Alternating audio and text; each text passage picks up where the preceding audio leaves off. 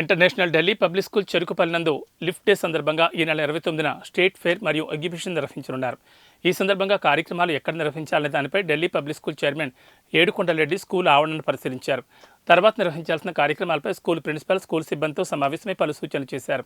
ఈ సందర్భంగా ఐడిపిఎస్ సంస్థ చైర్మన్ ఏడుకొండలరెడ్డి మాట్లాడుతూ, రాష్ట్రంలో ప్రత్యేకంగా మినీ నక్షత్రశాల నిర్వహిస్తున్న మొట్టమొదటి పాఠశాల ఐడిపిఎస్ స్కూల్ అని చెప్పారు. ఈ ఎగ్జిబిషన్లో ప్రయోగాత్మకంగా ప్రత్యక్ష రాకెట్ ప్రయోగం జరగనుందని తెలిపారు.